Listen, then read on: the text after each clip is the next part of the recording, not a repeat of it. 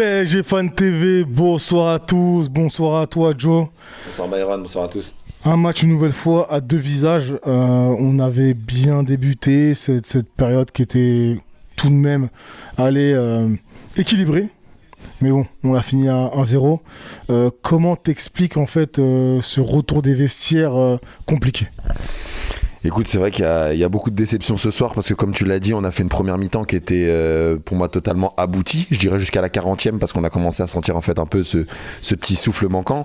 Et ouais, clairement, pour moi, bien évidemment, il y a de la carence physique, bien évidemment, mentalement, je trouvais qu'on avait en fait abdiqué, mais je trouvais aussi que notre milieu de terrain n'a plus du tout répondu présent.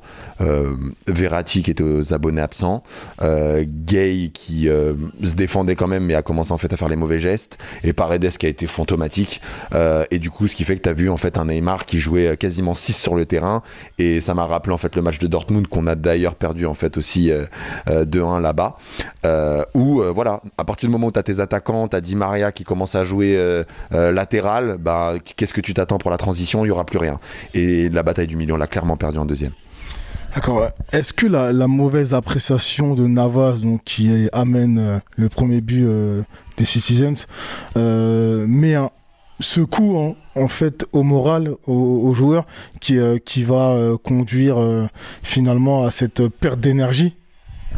Alors, je pense que forcément quelque part ça joue parce que Navas pour nous tous, et bien évidemment même si il a une grosse part de responsabilité sur ce but, je ne peux oublier l'excellent travail, et si on en est là c'est en très grande partie grâce à lui.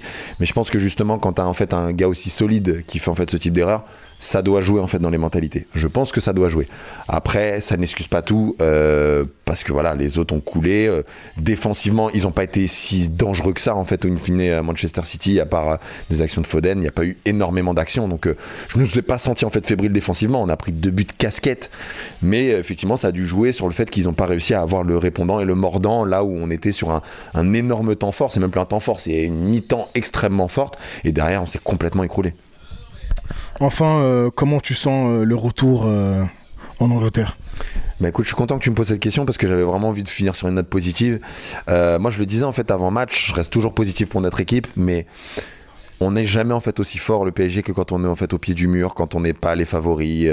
On ne voyait pas passer contre Barça. Le Bayern, c'est une trop grosse équipe. Et là, bim, on avait le retour de tout notre vestiaire. Manchester City, on le voyait juste un petit cran, pas énormément, mais un petit cran en dessous du Bayern, donc on se voyait déjà passer. Bah voilà, là on est dos au mur. On a souvent fait des résultats en fait à l'extérieur. Hashtag Bayern, hashtag Barcelone pour ne citer que, hashtag Manchester. Donc voilà. Ok, on n'est pas bon au parc, on va leur montrer ce qu'on vaut là-bas. Et moi, je suis très confiant sur le fait qu'on peut faire un gros score là-bas et qu'on va se qualifier et que je vais finir sur les Champs-Élysées. Merci à toi. Merci.